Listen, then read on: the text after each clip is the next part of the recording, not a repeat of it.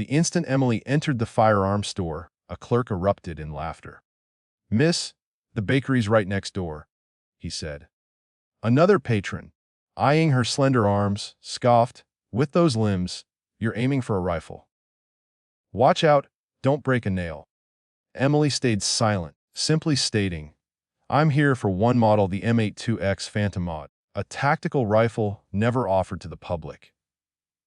As she rattled off its exact specifications, down to the millimeter, the shop went completely quiet. Emily stood there, her gray canvas backpack tugging her shoulders forward slightly. Her brown hair fell loosely, a bit messy from the wind outside. She wore a worn-out windbreaker, creased at the elbows, and jeans that looked well past their prime. Her sneakers were worn, their laces tattered at the tips. To everyone in the room, she seemed out of place, like someone who'd stumbled into the wrong store. A high-end gun shop where polished rifles lined the walls and the air carried the scent of oil and steel. A place where big money and bigger egos collided. But Emily didn't waver. She didn't shift her stance or avert her gaze. Her gray eyes remained steady, waiting for the clerk to process her request. The clerk, a man in his 30s with a buzz cut and a smug grin, leaned across the counter. "Darling, are you sure you're in the right spot?" "Coffee shop's next door," he said loudly, prompting chuckles from a few men in tactical vests near the display cases. One of them, a tall guy with dark sunglasses resting on his head, let out a low whistle. "What, here to polish the rifles, sweetheart?" The room seemed to shrink, the air thick with their amusement. Emily didn't respond. She adjusted her backpack slightly to ease its weight and repeated her request. "M82X, Phantom Mod, 0.4 sight alignment offset, 416 barrel diameter, LR9, style muzzle brake." Her voice was steady, like she was reciting a shopping list. The clerk's grin wavered. A woman in a sharp blazer, her nails gleaming red, stepped forward from the crowd, her smile cold and insincere. She carried herself with the confidence of someone who dominated every space she entered, her heels clicking sharply against the floor. "Sweetie, you're charming, but this isn't a toy shop," she said, her tone laced with mock kindness. "Maybe try a BB gun instead." A few onlookers snickered, encouraged by her poise. Emily's grip tightened briefly on her backpack strap, the only hint she'd heard the remark. She tilted her head slightly, her gaze locking onto the woman's. "I'm here for sniper rifles," she said, her voice calm, almost soft. The woman's smile stiffened, and she took a small step back, her heels catching faintly on the floor. The room held its breath, but Emily said nothing more, letting the silence speak for her. An older man with a white beard, leaning against a rack of scopes, turned his head sharply. He'd been silent until now, sipping coffee from a paper cup, but his eyes narrowed. "You familiar with that rifle?" he asked, his voice rough, like he'd smoked too many cigars. Emily gave a single nod. "I once fired it from a 19-story rooftop, through a 5mm glass pane, and hit a moving target." Her words were plain, unembellished, and hung in the air. No one laughed this time. The man in sunglasses tilted his head, as if trying to decide if she was bluffing. The clerk blinked, then coughed, scrambling to regain his composure. "Right. Well, we don't stock that model. Nobody does. You sure you're not confusing it with something else?" A stocky man, in a flannel shirt, his hands rough from years of hard labor, snorted from the corner of the shop. He was leafing through a catalog, but paused to point at Emily's scuffed sneakers. "Look at those shoes," he said, his voice loud and mocking. "You think you can handle a sniper rifle in those? You'd trip before you reach the range." The crowd chuckled, some nodding, their eyes darting to her feet. Emily didn't glance down. She slid her backpack off one shoulder, placed it carefully on the floor, and stood taller. "I've walked farther than you'd imagine in these," she said, her voice quiet but sharp, like a knife cutting through cloth. The man's grin faded, his catalog slipping slightly in his hands. He opened his mouth, then closed it, his confidence crumbling under her steady gaze. "Hey, before we continue, can you do me a quick favor? Grab your phone, tap the like button, leave a comment below, and hit subscribe. It means a ton to keep sharing stories like this, stories about people who get pushed down, but keep standing." All right, back to Emily. The clerk returned with a massive rifle, a Barrett M17, and slammed it onto the counter as if making a statement. "Here, try lifting it. Don't drop it." The rifle weighed nearly 30 pounds, and everyone in the room knew it. The guy in sunglasses crossed his arms, leaning back as if expecting a spectacle. "You sure you can even lift that, princess? It's heavier than your bag." A few others snickered, their voices sharp and cruel. Emily ignored them.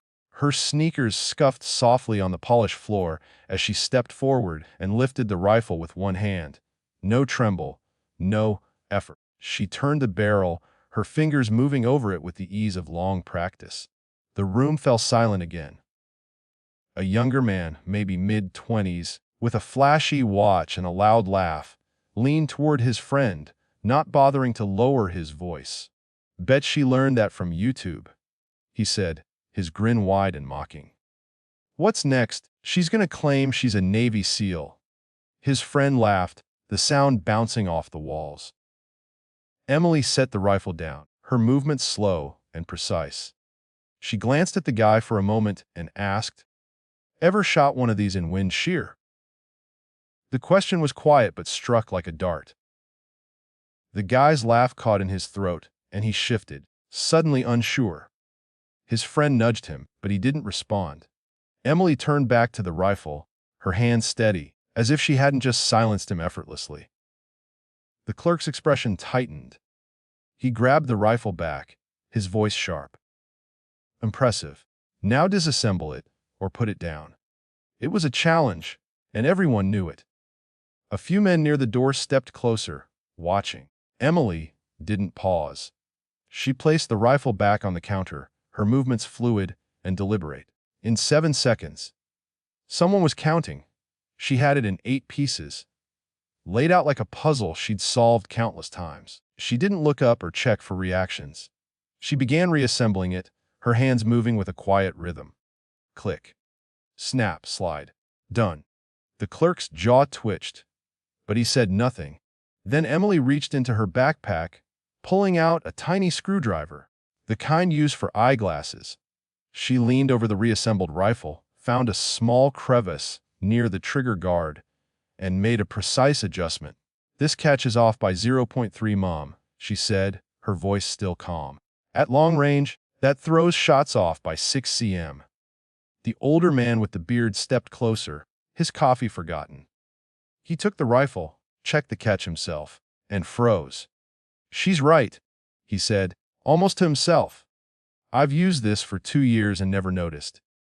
A younger man in a camo cap, a hunter, whispered to the person beside him. What unit was she in?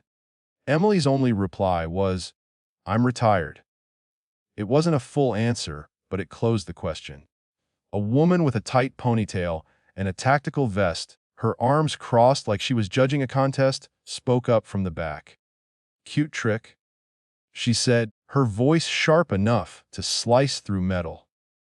"But anyone can memorize specs and take apart a gun. Doesn't mean you're not just pretending to be a soldier." The crowd murmured, some nodding in agreement. Emily paused, her hands resting on the counter. Her fingers tapped lightly against the metal. "You think I'm pretending?" she asked, her voice low, almost curious. The woman opened her mouth, then closed it, her confidence faltering under Emily's steady gaze. The room felt colder, the air heavy with tension. The guy in sunglasses wasn't finished. He stepped forward, his voice loud. "Big words. Let's see you shoot." The others nodded, their smirks returning. The clerk pointed to a door at the back of the shop. "Range is out there. Show us what you've got." They led her to a dusty range with targets at various distances, the farthest a quarter-sized coin hanging from a string at 200 meters. No one's hit that in 3 years. The clerk said, his tone dripping with sarcasm. A small crowd followed, their boots crunching on the gravel, eager to see her fail. As Emily stepped onto the range, a man in a leather jacket, his face weathered and his voice gruff, called out, "Got a lucky charm. Kid, you'll need it." The crowd laughed, but it was uneasy now, less certain. Emily didn't reply. She knelt to tie her shoelace, her movements slow, almost meditative. The wind stirred dust around her feet. She stood, pulled on her gloves, and took the rifle from the clerk. As she checked the scope, her fingers brushed a small scratch on the stock, a mark that shouldn't have been there. She paused for a moment, her eyes narrowing. No one else noticed, but that scratch held meaning for her, tied to a distant memory. Emily didn't hurry. She pulled on a pair of worn gloves from her bag, the leather cracked but soft, like old friends. She took the rifle, checked the scope, and settled into position. 2 seconds to align the shot. The first shot rang out, and the coin spun, catching the sunlight. A murmur rippled through the crowd. She adjusted slightly, her fingers barely moving. The second shot cracked the coin's edge, a tiny fragment breaking off. The murmurs stopped. The third shot split the coin clean in two, the pieces drifting to the ground like dry leaves. Silence fell. The clerk's face was blank, his hands buried in his pockets. The guy in sunglasses looked away, suddenly fascinated by his boots. A middle-aged woman with a clipboard, who'd been lingering near the range's edge, dropped her pen. She fumbled to retrieve it, her cheeks flushed, but her eyes stayed on Emily. She was a firearms instructor, known for her harsh critiques, and she'd been doubtful from the start. "Beginner's luck," she called out, her voice loud but unsteady. "Anyone can get a fluke shot once." The crowd shifted, some nodding, clinging to her words. Emily didn't turn. She set the rifle down, her hands steady, and pulled a small cloth from her bag to wipe her gloves. "Luck doesn't split a coin at 200 meters," she said, her voice quiet but firm, like stating the day's forecast. The instructor froze, clutching her clipboard tightly, and the crowd's murmurs faded completely. A teenage boy, likely dragged along by his father, had been recording everything on his phone. He lowered it, his eyes wide, his voice a whisper. "Did you see that?" he said to no one in particular. His dad, a burly man, a hunting cap, grabbed the phone and replayed the video, his jaw tight. "Who is she?" he muttered. Emily didn't hear. She was already packing up, her movements precise, her backpack slung over one shoulder. The boy kept staring, as if he'd just seen a legend walk by. His dad said nothing more, but his hands trembled as he returned the phone. As Emily packed, her sleeves slipped, revealing a faded tattoo on her wrist V17 with a snake coiled around a target. The store manager, a stocky man with a buzz cut and a clipboard, had been watching from the edge of the range. His face paled. He stepped closer, his voice low. "You're Ghost Viper 17. Emily didn't look at him. She zipped her bag, her movements slow and deliberate. A customer nearby, an older man with a military buzz cut and a faded jacket, snapped to attention, his hand rising in a sharp salute. Another man, thin and nervous, stepped forward, his voice trembling. "You saved me during Operation Mo." Emily paused for a moment, then said, "I didn't save anyone. I just aimed and fired." Her voice was soft, but carried a weight that made the air heavier. An older woman in a quilted jacket, standing at the back of the crowd, gripped her purse tightly. She'd been quiet the whole time, her eyes flicking between Emily and the others. Now she stepped forward, her voice sharp with disbelief. "You're saying you're some kind of war hero, dressed like that?" Her words were meant to cut, to rally the crowd's earlier mockery.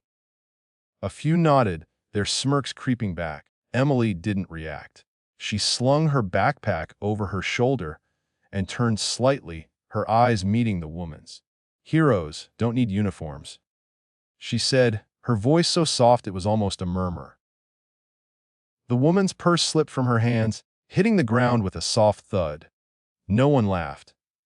The crowd's energy shifted, like a tide receding. The clerk who'd mocked her earlier wasn't done. He stepped forward, arms crossed, his voice sharp. "Nice performance, lady, but no CL permit, no range access. Rules are rules." Emily didn't argue. She reached into her wallet and pulled out a worn ID. No barcode, no serial, just her name and a faded emblem. The clerk glanced at it and laughed, loud and harsh. "What's this? A library card?" The guy in sunglasses joined in, his voice cutting. "You're still just a civilian playing soldier, sweetheart." The manager looked at the ID, then shook his head. "Not valid. Please leave the range." Emily nodded, slung her backpack over her shoulder, and walked out, no protest, no glance back.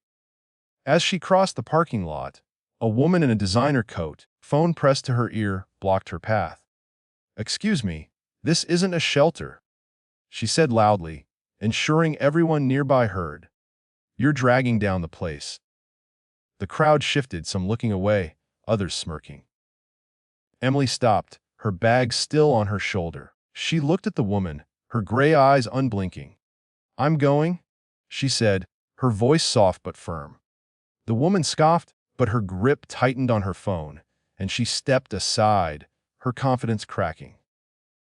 Emily walked past, her sneakers quiet on the pavement, leaving the woman standing there, her call forgotten. The sun was setting, casting long shadows across the parking lot. Emily stood by the curb, her breath visible in the cool air. A black SUV pulled up, its tires crunching on the gravel. A man in a dark suit stepped out, his face unreadable. He scanned the crowd that had followed her, their expressions a mix of curiosity and unease. His eyes settled on Emily. Without a word, he raised his hand in a formal salute, his posture stiff. "Commander Parker," he said, his voice low but clear. "Your reactivation orders are ready." The crowd froze. The clerk's face went blank. The guy in sunglasses stepped back, his hands fidgeting. The manager's clipboard slipped from his grasp, hitting the ground softly. A young woman in the crowd, arms full of shopping bags, dropped one, a water bottle rolling across the gravel. Her eyes were wide, her voice barely audible. "That's Commander Parker," she whispered to her friend, who nodded, too stunned to speak. The young woman fumbled for her phone, her hands trembling as she typed, her thumbs flying. By nightfall, her post about Emily was trending, with a blurry photo of the salute attached. "She was right here?" The post read, "And we didn't even know?" Comments flooded in, thousands from people who'd never met her but felt her story. Emily didn't react. She adjusted her backpack, her movements calm as always, and walked toward the SUV. The crowd parted, their eyes trailing her. No one spoke. The air felt electric, like the moment before a storm. The man in the suit opened the door for her, his posture still formal.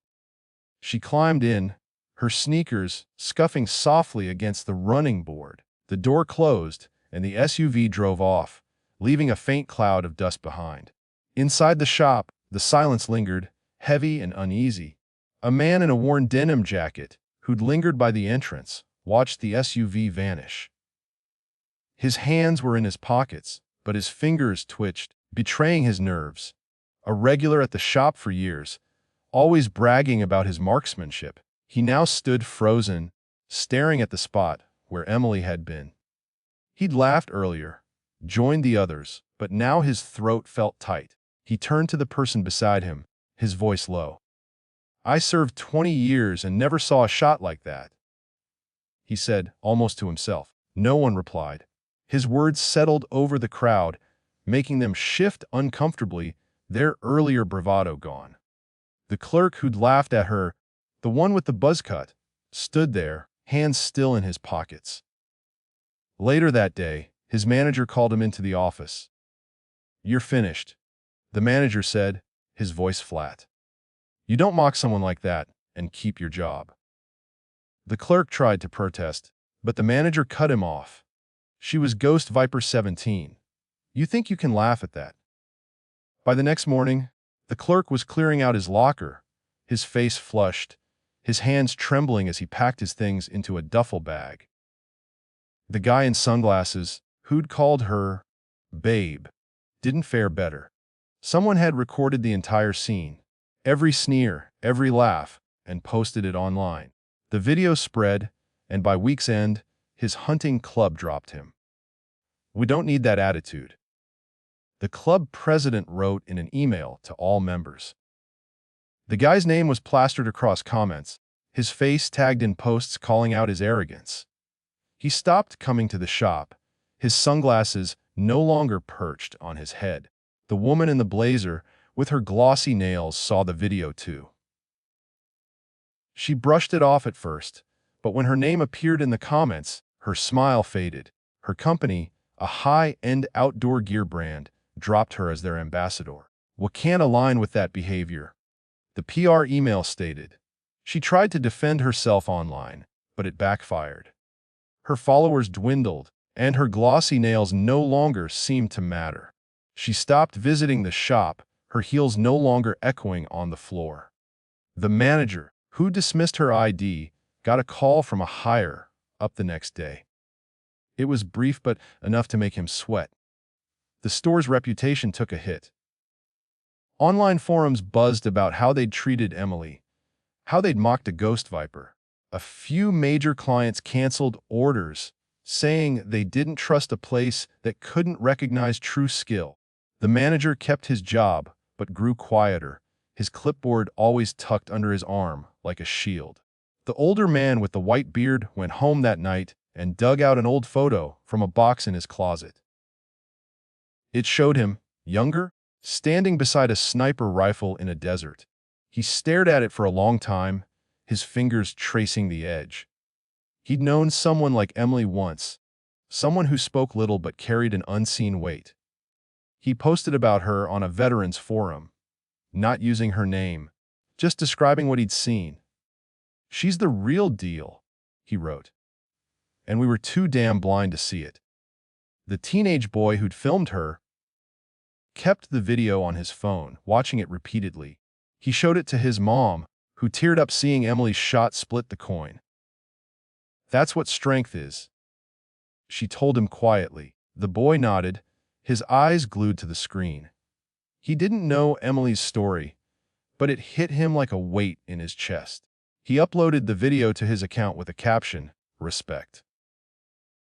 It got thousands of views, and he read every comment, feeling proud for reasons he couldn't fully articulate. Emily didn't know about any of this. She was already gone, the SUV taking her to wherever her reactivation orders led.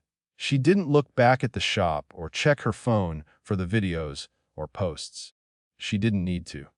Her life was about moving forward, one step at a time, no matter what anyone said. Back in the shop, the air remained heavy, as if her presence lingered. The customers who stayed didn't talk much. They just stood, staring at the spot where she'd been. The nervous man who'd mentioned Operation Mo returned to his car and sat for a while, hands gripping the steering wheel. He hadn't seen her in years, but he remembered that night. Gunfire, chaos, and a single shot that saved his team. He hadn't known her name then, just the call sign Ghost Viper 17. He drove home, his mind replaying her shot at the range, the way the coin split in two.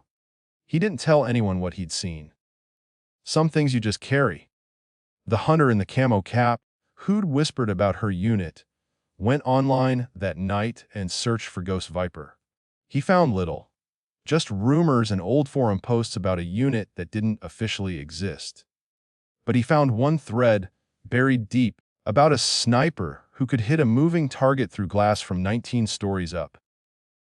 He bookmarked it, then closed his laptop. He didn't return to the shop for a while. It didn't feel the same.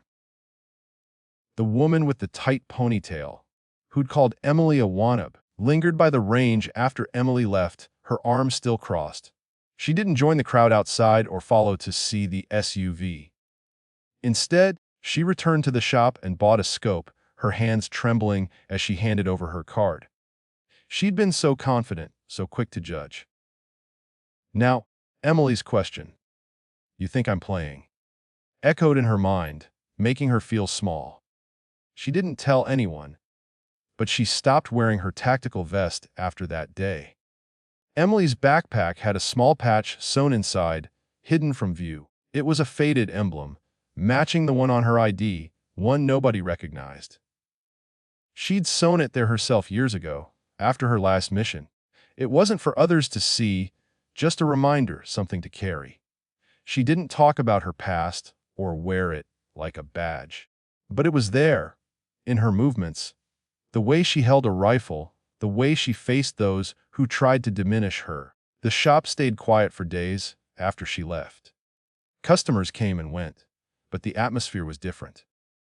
People spoke in hushed tones, glanced at the counter where she'd stood. The new clerk, replacing the one fired, was cautious, avoiding too many jokes. The manager stopped carrying his clipboard everywhere. The man with the white beard returned once, ordered a scope, and left without much talk. He didn't need to. He'd seen enough.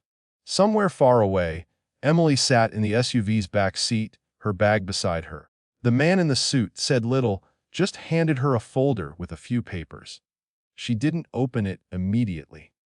Instead, she gazed out the window, watching trees, billboards, and a gas station with a flickering sign blur by.